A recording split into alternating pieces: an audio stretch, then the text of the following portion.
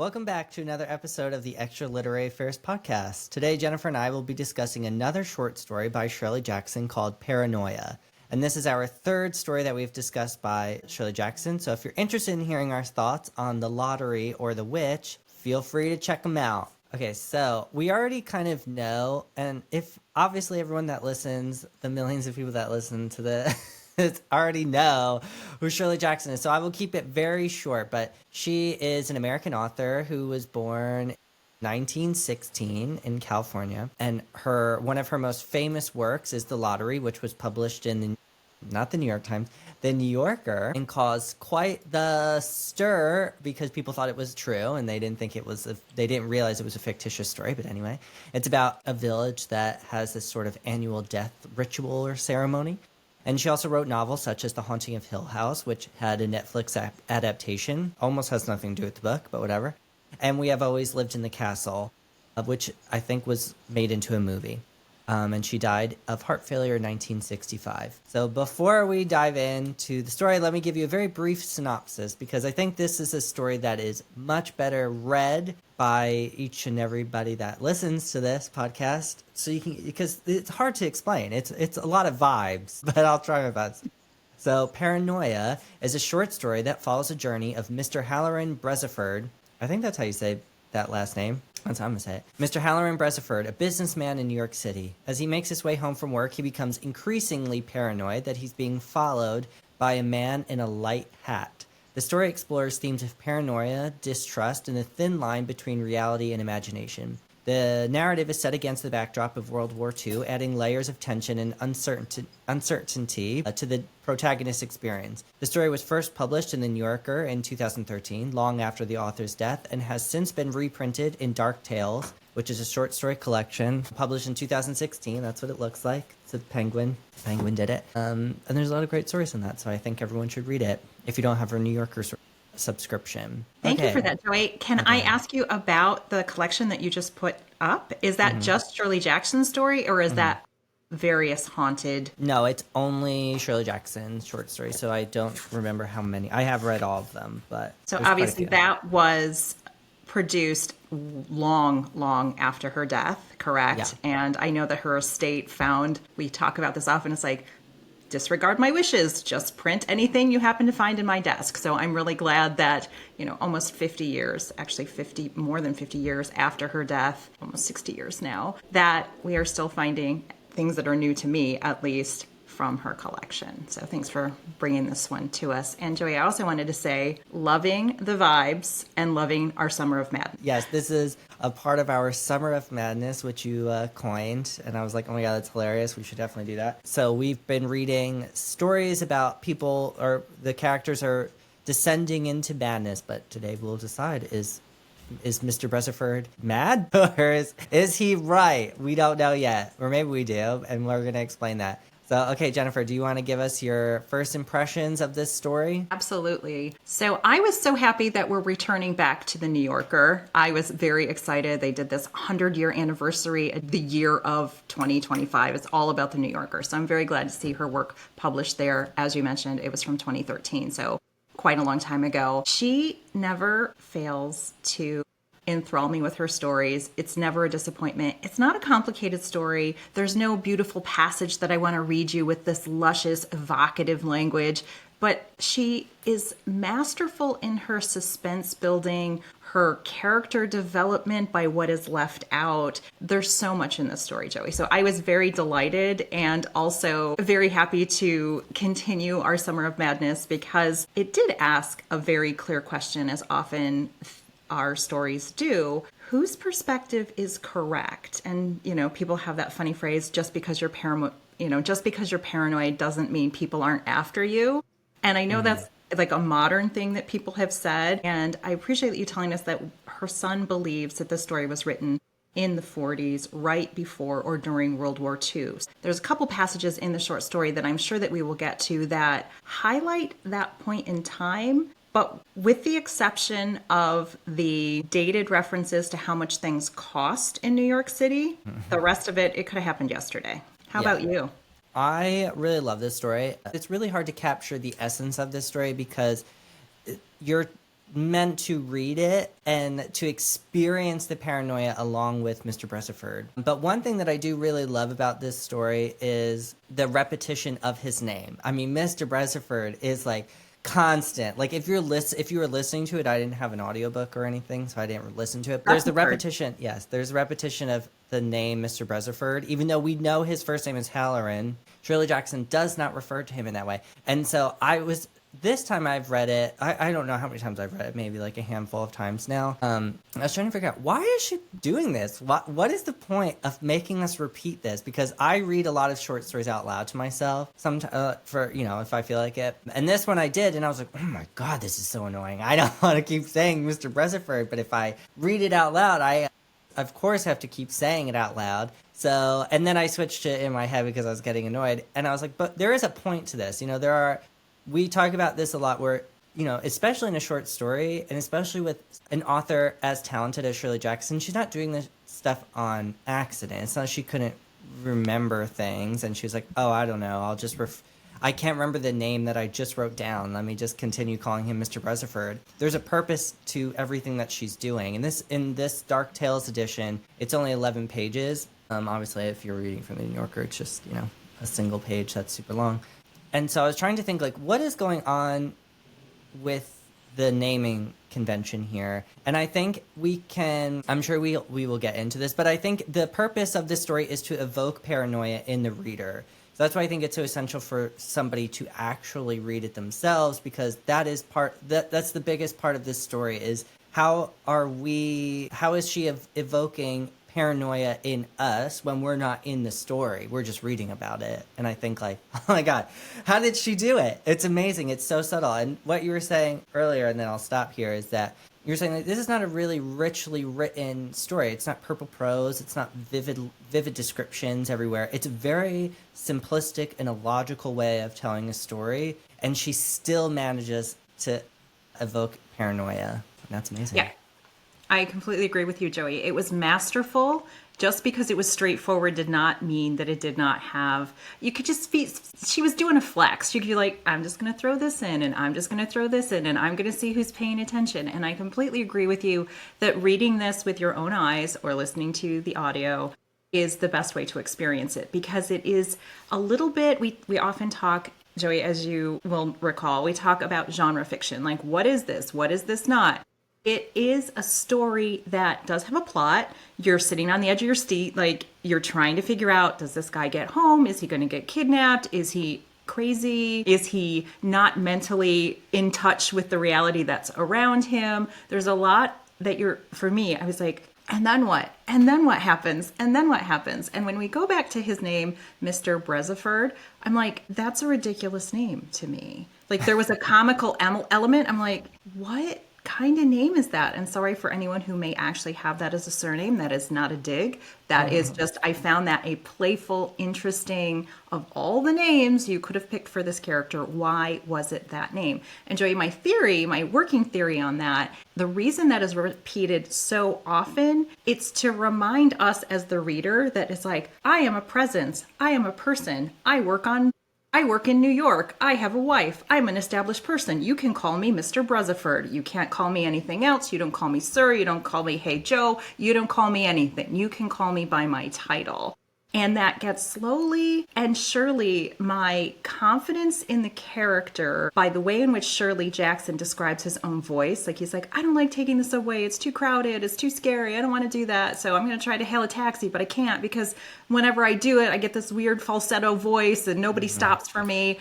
And then he got a little scared because as the story unfolds, like some interesting coincidences. And I'm like, yeah, it feels like every single time I'm personally in New York, it felt very relatable to me of how I feel when I'm in New York. I'm like, didn't I just see that guy with like the red fedora, like 6 streets over? Really? And like, why am I still seeing him?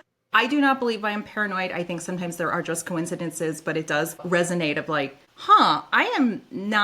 this is not my place. My whole point with that is that I think Shirley Jackson, as you noted, did a great job of letting us slowly get to know who this character is and judge for ourselves. Is he being cautious? Is he just some kind of little mental weakling who can't deal with the stresses of everyday life, and he's in his kingdom in his air-conditioned office, which in 1940 I think was probably like a big luxury, that he has the world by the tail until he gets into the real world, and then he is spooked by every shadow on every street corner. So I just thought it was very interesting that his voice, literally she talks about his voice changing. It's like, oh. And then he like shouts taxi, and like it screeches to a halt, and he tries to get in, and then some other things happen to him. But I just thought was like very interesting, Ms. Jackson, for pointing that out. That's not a coincidence in the short story. We get to know Mr. Beresford, or Halloran, whatever you want to call him. I guess you prefer Mr. Beresford. We get to know him pretty well. We constantly have to call him Mr. Beresford, and so she's creating some distance between us, the reader, and the character. I think like there's so many details that let us know who this man really is. And I just want to read the opening paragraph of this story because, as I often talk about the status quo, I just love that shit. Miss Jackson. Oh, I got it. Mr. Beresford. I'm calling everyone by their names. Shirley Jackson, not Miss Jackson, I'm not calling her that, does such a beautiful job at creating or establishing the status quo that I would put on par with Poe. And that's high praise for me because I think Poe is the best at it. So, Shirley Jackson writes, Mr. Halloran Beresford, pleasantly tired after a good day in the office, still almost clean-shaven after 8 hours, his pants still neatly pressed, pleased with himself particularly for remembering, stepped out of the candy shop with a great box under his arm and started briskly for the corner. There were 20 small-sized gray suits like Mr. Beresford's on every New York block, 50 men still clean-shaven and pressed after a day in an air-cooled office, 100 small men, perhaps, pleased with themselves for remembering their wives' birthdays. Mr. Beresford was going to take his wife out to dinner, he decided, going to see if he could get last-minute tickets to a show, taking his wife Candy. It had been an exceptionally good day altogether, and Mr. Beresford walked along swiftly, humming musically to himself. So we already get, first of all, that there is this sense of homogeny with the environment that he's in. And this, I mean, if you ever worked in New York City, or if you're just like around during rush hour in the morning or in the afternoon, you will be like, oh, all these business dudes are all wearing the same stuff. And the gray suits are pretty, maybe out of fashion more now, maybe with the older generations, but now it's like a white button-down Oxford, navy blue like slacks or dress pants, brown shoes, and a brown belt. I mean, like that's the outfit. That's how you know you're ready for business, okay, in New York. But we can see that like he is very particular about his physical being, his physical body, where he has to be clean shaven, he has to be wearing the correct clothes. He wants to blend in with the rest of society that he's in New York City at this time. So we get so much information in such a short amount of time that we get the sense that this is a logical man. He does things because that's the way that they're done. He does not stray from the path. So of course his thoughts are going to be logical and they're not going to be out of the norm. He doesn't want to, have any taboos in his life. He just wants homogeny here. So we immediately trust this character. We think like, okay, this is a man that we all know. He's an everyman, really, even though he is named because he is. I completely agree with you, Joey. And I was going to bring up, she does mention on several occasions that he stops himself from saying something or engaging into certain scenarios because he was like, I remember my nature and my physical stature. So I am not a person who is going to bump up against authority or that I'm going to challenge the big brooding guy on the corner. I'm going to be like, you know what? I think it's better for me to just stay the path. And as you were reading that paragraph and setting us up with this very clear vision, I instantly thought of like Mad Men, the TV series. Like, okay, this is not exactly the same time frame, but that's where my head went because there's one particular portion where he talks about watching a girl on the street and she looks very concerned. And he's like, oh, it might just be the shoes that she's wearing. She's wearing very high heels and maybe that is causing her distress. So again, it felt And his wife at the end of the story says, "Oh, honey, it looks like you've had a really, really tough day at work. Why don't I just go get you a drink?" And he's like, "That would be fabulous." And I think that those sort of dated references are this nostalgia from me looking back to the past. But obviously when Shirley Jackson was writing this was contemporary for the life in which she was living and the people that she was exposed to. So I think that was also really quite interesting to think about what was she saying by pointing out the appearances of other people and the role that they decided to adopt for themselves in society. You see this man and you're like, he looks like every other businessman. He's got to be somebody. He works in an office. This is an important person who clearly is not mentally ill. Like, he's not. Yeah, I think Shirley Jackson is commenting on gender roles and like stereotypical gender roles, because obviously, as you said, we have a dynamic at home. It gets a little weird at the end there, but where the wife is waiting at home, she's the homemaker, not a house cleaner, and he is the one who goes out and brings home the bacon, so we, again, to your point, is like, and now there is a sense of nostalgia, but yes, I totally agree that this was a contemporary story at the time. So these are things to lull people into a false sense of security while they're reading it, because they're like, I know how this works. I know how a guy's day or a husband's day is going to go. He's going to go to work. He's going to pat himself on the back for remembering his wife's birthday, which was like, guy, you're giving yourself too much credit. That's obvious. And so it's really easy for readers, especially at the time, even though this was first published in 2013. So I'm not sure where this was at that point. Maybe it was never published before that. I don't know. I guess not, if it was first published in 2013. But anyway, the intention was for that to happen. And I think that's important because we can often sort of read these stories anachronistically sometimes and lose maybe the plot of, maybe not the plot. I'm speaking about like someone lost the plot kind of thing. We can kind of lose the point of this story or the purpose of the story. So that is super important, I think, for us to remember. But I want to talk about what I was just saying with she's sort of poking fun at gender roles, because she, of course, is, first of all, emasculating these men by calling them short, which obviously, if you're a man, that's obviously something that nobody wants to be told, even though there's literally nothing wrong with that. Okay, come through, short kings. Okay, there's room for you at the table, short kings. But yeah, that is something that, and we have talked about that in other stories as well, where the height of a man is sort of seen as a status symbol for your place in society, which I literally don't know why, because we don't need someone to physically protect us from predators anymore. Not from those types of predators, at least. But I thought it was so funny that so many of these men in this story, in the very beginning, are so pleased with themselves for remembering their wife's birthday. And he doesn't even do a very good job of it, because he's like, oh, let me see if I can get some last minute tickets. Well, you had a year. You had a year, sir, Mr. Beresford. Okay. There's no reason why you should have to get last minute tickets. And there's something really interesting, that there's a little detail in the second paragraph that contradicts something in the first paragraph, which is, I think, where the switch sort of starts to happen, or at least it did for me. I'm like, wait a minute. Is someone lying to me? Is the narrator lying to me? And I want to talk about how this story is written, like the narrative style, and why I think that's important. But anyway, before jumping ahead, in the beginning opening paragraph, Mr. Beresford says that he wants to take his wife out to dinner. So pretty clear. All right. Jackson writes, however, tonight he had spent a lot of time waiting in the line in the candy store to get his wife's favorite chocolates. And if he was going to get home before dinner was on the table, he really had to hurry a little.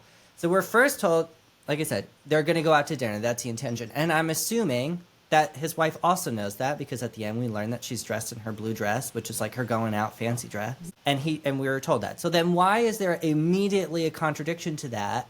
And we're told, oh no, she's actually making her own birthday dinner, which is messed up, but okay. So I think that for me, that is the first moment where I'm like, wait a minute, something's up, because that makes no sense. And Shirley Jackson didn't just forget that she wrote that. She did that on purpose. I thought it was so fascinating. Joey, and I appreciate that you call that out, because he said he was like very self-satisfied that he had remembered his wife's birthday.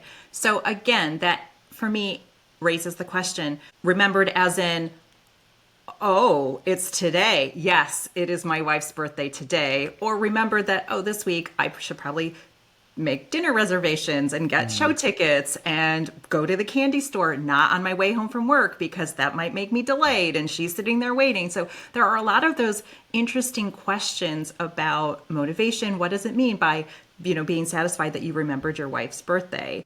And for me, knowing what we know about Shirley Jackson, her background, sort of some of her sharp humor and very critical observations about male, female, and societal roles, it was very interesting that she's like, oh yeah, look around. There's 100 self-satisfied, smug dudes who are like, I remembered my wife's birthday. And Joey, as you kind of pointed out, it's like kind of the least you can do, right? Yeah, Like that's bare minimum entry requirement for union is to acknowledge the other person's birthday if that is something which in fact is important to them. And clearly it was important to his wife because she was wearing her special blue dress, which was, again, we often talk about costuming. What does that mean? What am I signaling? She's like, he walked in the door, he's like, oh yeah, she's wearing her blue dress. We better go out because this is my going out dress.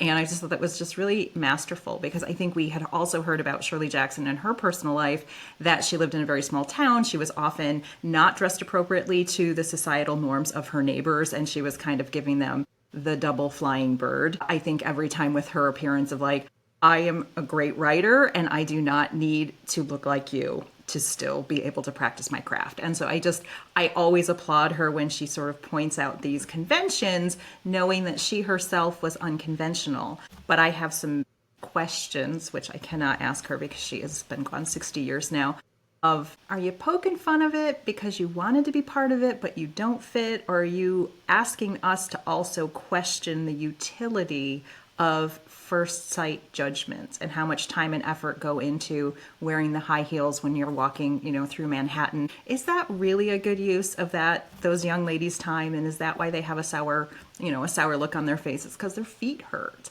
And she did one other thing with gender that I thought was very interesting, Joey, of saying that the man was speaking in falsetto when he was trying to raise the taxi. So again, it was like, this feels like all of his efforts are impotent. He can't say it loud enough for people can hear him. He gets on the bus and he watches somebody, push the button and get off on the bus stop. And he's like, hey, I'd like to get off. And the driver's like, no, we're not doing that. And he's like, but you're the bus driver. You have to let me off. And he's like, no, I actually don't. And if you don't like it, you can report me. Mm-hmm. And like, to whom? To whom shall I complain? As the Shakespeare quote, to whom shall I complain? There's nobody on the bus who can do anything other than the driver. And he just was getting really frustrated that he couldn't. And then in his moment of panic, he's like, okay, just get me off the bus. And then he has another adventure and he's like, okay, severe times call for severe action. I am going on the subway.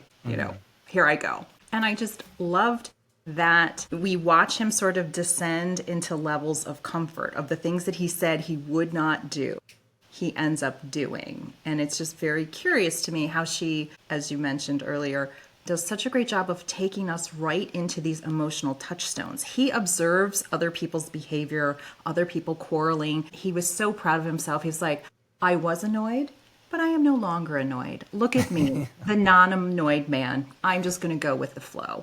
And I just thought such mastery of the writing craft to get us to feel the emotions that he's feeling and sort of maybe be a little condescending to him of like, dude, try harder. You can do better. You can do better by your wife. But also, as you mentioned, the twist at the end of like, wait, like something clearly weird is happening here. And I love that Shirley Jackson never just gives us what I'm going to call a quote unquote normal story. You can't just read the story and be like, oh, I know where this is going. I'm like, no, you don't. Yeah, no. She's going to make sure you don't. She's just going to take a left turn for no good reason, for all the reasons. Okay. So as you just brought up ambiguity, I think that would be a great time to explain that as a literary device, because a lot of stories that are similar in tone to this would use ambiguity, especially Shirley Jackson. We kind of never really know where we left off. We're like, I had to reread that because I'm not really sure. So there are different types of ambiguity in literature, but in this case, she's using narrative ambiguity, which is a theoretical term in literary analysis, which refers to a deliberate strategy employed by authors to introduce uncertainty or multiple, often conflicting interpretations within a narrative. So in this story, the ambiguity would lie in the fact that we are uncertain about what is actually happening to Mr. Beresford, because we don't know, is there actually only one man in a light hat, which is not very descriptive, because what color is a light hat? Light pink, light brown, light green, like we don't know. She just tells us it's a light hat. Is there only one of them, or is this other men who, because they're all dressed the same, could potentially be wearing hats? Were a much more popular and ubiquitous article of clothing at this time. So it would Every not be man strange. had to have a hat, right? Yeah, Joey? it was Every just man like, in the 40s? yeah, and women wore hats as well. Like everyone was wearing a hat when you went outside. So it wouldn't be strange for him to be like, oh, they're all wearing the same hat, because that's probably what was going on. So but we can't be sure, because he's convinced that it's only one man. And of course, we get the very cryptic ending line here from his wife, that when she says, listen, he came here after all, I've got him. So, and we have no idea. He doesn't know that there's a lock on the door to wherever she just went in the house. And so, like, there's so much that's left unanswered. And so that's the point of this ambiguity, is that we don't know. And I doubt that Shirley Jackson actually knew what was going on in this story. So I love that. I'll read any story that's ambiguous like that. And Joey, I love that you say that, because we often will say there are some ambiguous elements to a story that neither one of us can prove our point is quote unquote right. They are all plausibly equally valid. And I think that is something that I really like. The common person who is not a literary scholar would be like, oh, right, it's ambiguous, because it could have been, as you said, it could have been light brown or it could have been tan. I'm not sure. That's an ambiguous word. I'm just going to have my version of it. You're going to have your version of that. And it was interesting because she does do some of this really interesting repetition. She starts out like he's clean shaven. He's not rumpled. He's not sweaty from being in a hot office. He's like, okay, I am composed. This is great. I have my box of candy on my arm. It's fine.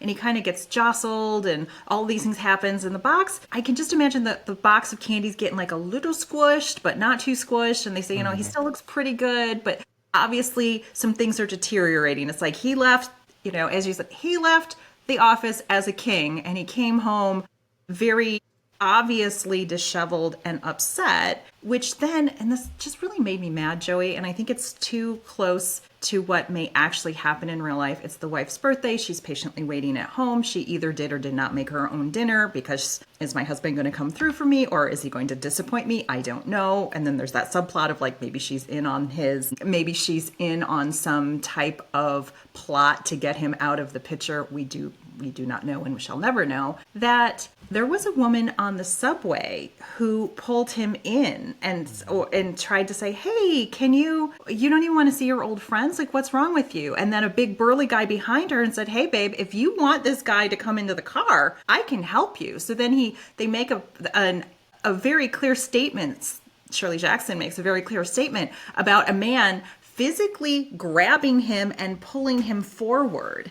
And it was just such an interesting thing, because when he gets home, all attention turns on the poor man who came home and looks upset. And the wife is like, she takes a box of candy, and Shirley Jackson said she barely didn't, she didn't even really look at it. She's like, oh, you look really upset. Tell me what happened. Is everything okay? Let me get you a drink. And I was like, seriously, it's my birthday. Try to just keep it together for one day. Just one day, all you have to do. And she wrote, and because I think Shirley Jackson put all of these emotional touchstones in, that if you're reading carefully, you will feel what she is asking you to feel, by saying he was glorying in the attention his wife was paying him, because he was like, oh, poor me, I had a rough day. It was just a very interesting choice of words. And she sharpens her knife, that Shirley Jackson. She's like, let me just dissect this and let you look under that layer and see what you see. And then I'm going to walk away and let you deal with it. Yeah, I have a feeling, like, now that you were just saying that, like, maybe that was the point of this story all along, was his reaction, Mr. Beresford's reaction to his wife's birthday, and if he was actually going to come through and do what he should do as this person that is married to another person and made a lifelong commitment to honor their life, literally on the day of their birth. So I wonder if, I got uncomfortable there. I wonder if that is sort of the point of this story. And I wonder if I reread it through that lens of, like, we know that she's unnamed, but we know that she's aware that something happened. We don't know if she's in on this plot to somehow foil him. I don't know what would be the point, because no one ever really hurt, like physically attacks him or anything like that. So it's possible that if he's telling us the truth, that she was maybe trying to find out what he was going to plan for her birthday, or because he was really late coming home from work, maybe she like called some people, was like, hey, like, well, have you seen him, because he's missing and it's my birthday, so like let me know. And then she was calling to confirm, like, hey, like, don't worry about it, I've got him, he's home. But we don't know. That's the best part, is that all of these things can be true, because we never get a definitive answer here. But I can definitely see that.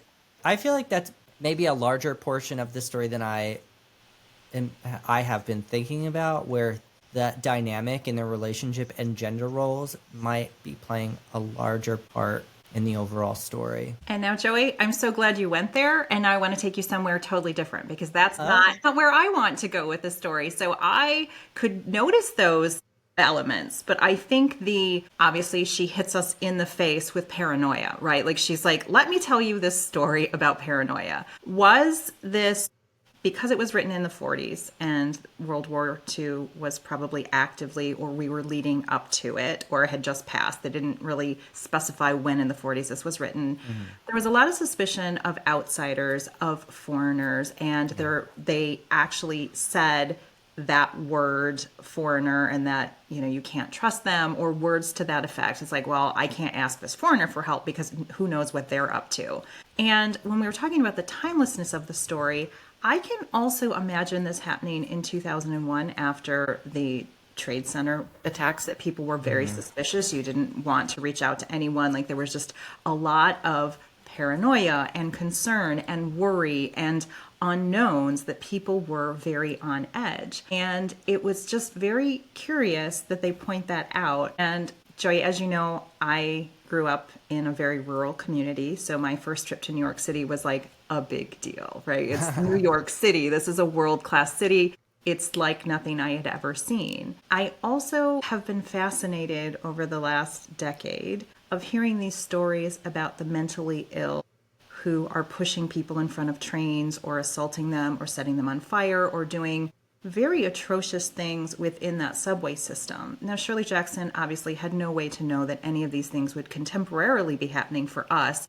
But the fact that he did not want to go on the subway, and then when he goes on the subway, he is like grabbed by somebody who's a quote unquote friend, it just opened up the whole context for me of how does it feel to mix in with a larger group of people in an enclosed environment where you have zero control. You don't know what's going to happen.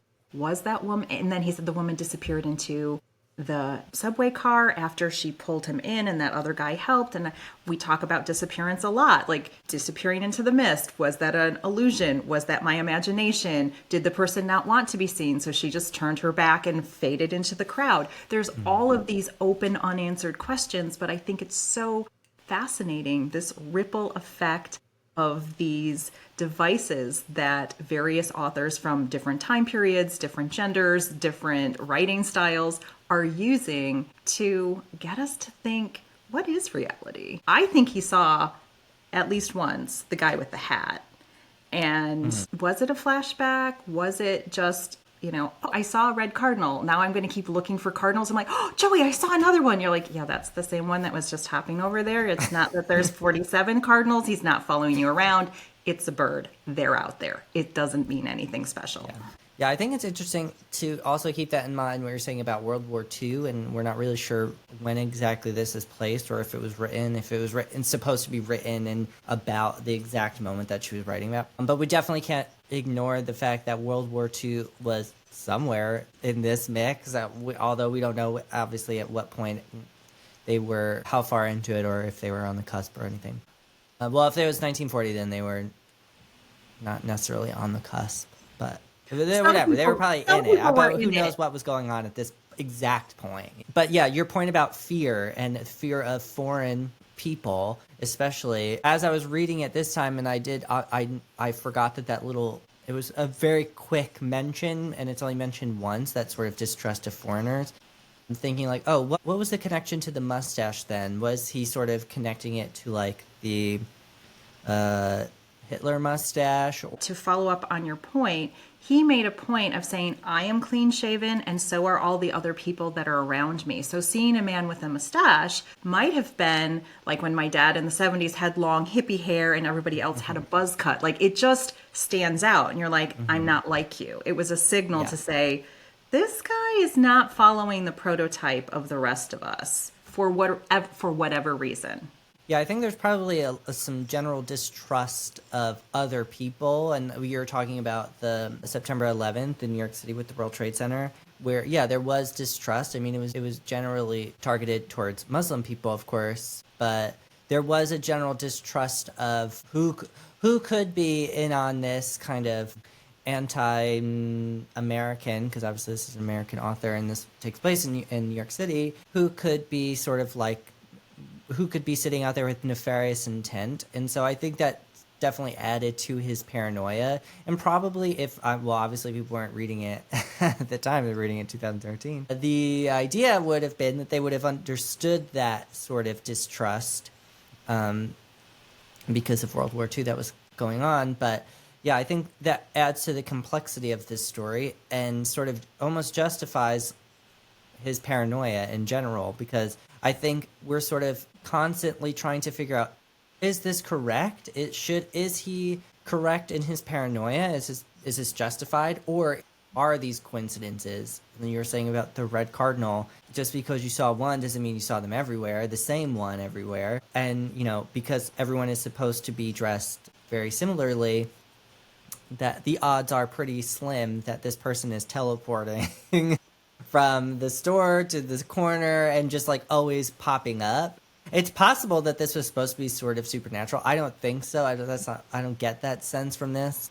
But Shirley Jackson, just you could keep it in there. It could be paranormal or supernatural rather, but I don't think so. And I think what is so effective about this story, and obviously we're talking about paranoia and this man's madness, Mr. Beresford's madness, because obviously this is Summer of Madness, is the narrative style, which is this is written in third person limited, which is, for everyone that's like, what the hell does that mean? That means that our narrator is not within the story. They have like an overview of what's going on, but it's limited because we can hear Mr.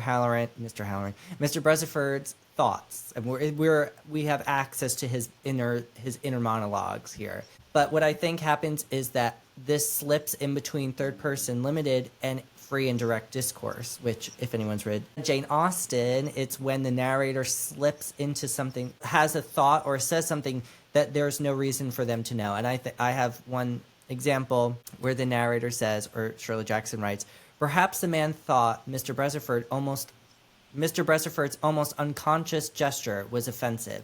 There's no reason. Mr. Beresford is not saying that. He's not thinking it actively. That's the narrator telling us what Mr. Beresford is thinking without ever being in his head. So that's one example. It happens throughout the story where it slips into free and direct discourse, but I think it really aids in that sense of paranoia because we're getting so much of his inner thoughts without having to be in there. And so since it's limited, we can't get the perspective of somebody else. We can't get whoever the person in the light hat is. We don't know anything about them. We don't know their name. We don't really have a good description. We know what they're wearing and that they have a mustache and that they are othered somehow, but we don't know his perspective. It would be interesting to have someone write a fan fiction story of the perspective of the man in the light hat. Yeah, I love that idea, Joey. And I want to just read a little section that dovetails with what you were talking to us about, of like whose perspective and is this stream of consciousness, how do we know what we know? This is just a short section from the beginning of the story. He watched the people as he walked along, his perspective sharpened by being a man who had just succeeded in forgetting an annoyance. Shirley, the girl in the very high-heeled shoes, coming toward him with a frown on her face, was not so able to put herself petty trifles, or maybe she was frowning because of the shoes. The old lady and man looking at the window shops were quarreling. The funny-looking guy in the light hat coming quickly through the crowd looked as though he hated someone. The funny-looking guy in the gray hat. Mr. Beresford turned clean around in the walking line of people and watched the man in the light turn abruptly and start walking downtown about 10 feet in back of Mr. Beresford. And so the reason I took us there is there's a lot about observing yourself, your emotions, observing others, of putting your own perspective of Mr. Beresford's. He's like, oh, well, maybe she has shoes that hurt her feet. Maybe she's frowning for another reason. Maybe the shopkeeper and his wife are, maybe the man and the wife are quarreling in front of the shop. Maybe they're just talking. I don't know. I'm making a lot of assumptions. And what I thought was also very interesting, because I'm thinking like film noir, and you have an idea of a guy in a hat, and he was leaning against, like when he confronted the guy, and the closest that he came to confronting the guy in the hat is that he looked over at him, and the guy's like leaned back against the side of a building smoking a cigarette, like, yeah. And I like, that was to me the most menacing, because it was like, I am so cool and collected as the bad guy. Look at me all you want, Mr. Beresford, because I got your number and I am everywhere and you are always being observed. And that was just such an interesting thing to contemplate, because he said one of the reasons why he liked not being on the subway, like he liked walking home or just contemplating some quiet time before he gets to work or gets home from work, is that he was being very introspective. And I think when you're being introspective, you're probably not thinking, who's observing me do this? So I just thought it was very great that Shirley Jackson uses the word in there. She's like, oh, this is like a detective story. He's like, I'm going to think about what would happen in a detective novel. He's like, what would the detective be doing? And then he sees the guy and he's like, yeah, he would be doing that in a detective story. And so it was just very effective of her helping us feed our own paranoia or our own imagination, because I really do not like the word paranoia. There's so much stigma and other things that go with that. I do like active imagination and trying to understand what's the perspective of another person. Did I inadvertently flip that lady off when I just was like touching my hat? Like, what did he do? Because he's like, surely this man cannot be upset because I went like that when I saw his mustache. He was like, that was an unconscious gesture on my part, and now he's been stalking me for like an hour. And you're like, that can't be right. And it makes us question, as we had said, like, what's reality? Everybody could be crazy. No one could be crazy. This guy could be, as you said, it could be 15 different guys who just happen to be wearing the light gray hat or the light colored hat that is now in vogue in New York City in 1940 something. Yeah. I think the word paranoia for me also has like a negative connotation, because when you're like, oh, you're being paranoid, it's like you're trying to dismiss what someone is thinking. So not a fan of that. Shirley Jackson obviously wrote the title, or assuming she wrote the title, Paranoia. And it's an odd choice to start us out, because before we even get to read anything, we understand that someone in the story is going to be paranoid in some way. So it sort of sets us up to have a prejudice against whoever we quickly identify will be the paranoid one. So it's odd to me that, or it's not odd, let me stop saying that. It's funny to me that she wrote it like that, because she also is trying to do the opposite, where I think she's trying to get us to believe in Mr. Beresford and trust that he's telling us the truth, or that his perspective on what's going on is honest. But she contradicts it with the title, because obviously he's the protagonist, so he's going to be the paranoid one. And then we find out that he is being paranoid or whatever. So why set us up as the reader to go in with prejudice? She did it for a reason. I don't know what the reason is, though. And Joey, what's so funny is that sometimes we talk about our own conspiracy theories about how stories are written or what's going on in there. And just as you were explaining that, I was thinking, it's like, we don't know that she named the story Paranoia. It was published after her death. Someone else may have said, like, it's called The Gray Hat Guy or whatever. It could be called something, The Man in the Light Hat. And someone's like, no, I'm just going to change this. And that, for me, is also just this very interesting thing we talk about sometimes about authorial intent. Who has the right to your words? Once your words are out into the world, do you have any ownership of them? So I just think it's just such a curious, interesting thing to contemplate why she chose that. I'm going to believe that she did choose that as her name for her work, because of the 3 works that we've read. They're very short and punchy. It's 1 or 2 words. She doesn't like to, have these elaborately long titles. It's just very curious. So that this intensity that she has of drawing our attention to tiny details, which may or may not mean something.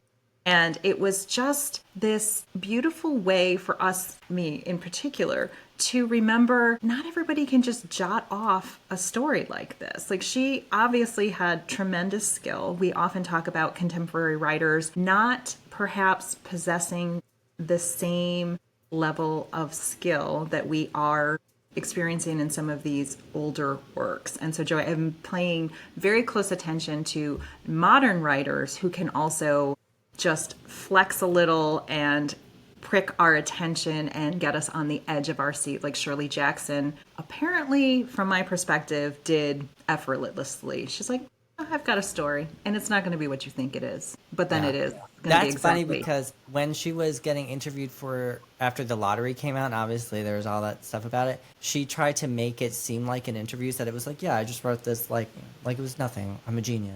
Like, I don't think she didn't say that, but it actually took her like I think 3 months to write that story from start to finish with like all the editing process. So it was not easy for her. Obviously she had the intelligence to do it and to get it to that point. But it's funny that it does seem very effortless when you read her stories. Clearly she knew how to tell a story effectively. I'm not diminishing that at all, because obviously we love Shirley Jackson. We keep talking about her. But yeah, it's funny that that's how it comes off, because I doubt it was an easy thing for her to write a story, especially something that's so simple and is sort of just like mundane and ordinary, and then making it really sinister or potentially sinister, and just like never giving us quite enough information to figure it out, but giving us just enough to keep reading and being like, surely there's surely there's answers by the end. Like, we're gonna have to come to a conclusion, and she does, but it's ambiguous. So you just had to keep reading until you try to figure out what's going on. And as we have in the previous episodes before our Summer of Madness, we read Ring Shout, right? Mm-hmm. Which was some pretty touchy, explosive, really packed emotional content about otherworldly creatures that inhabited human form. For those who haven't listened to our Ring Shout episode or read the novel, definitely check it out. But because we've been reading a lot of speculative fiction and things that are like, wait a minute, this does not make any sense in the reality that I live in, there was a couple of moments when he was encountering the guy with the gray hat, and I was like, is this of this world? Is this a spirit? Is this his conscience?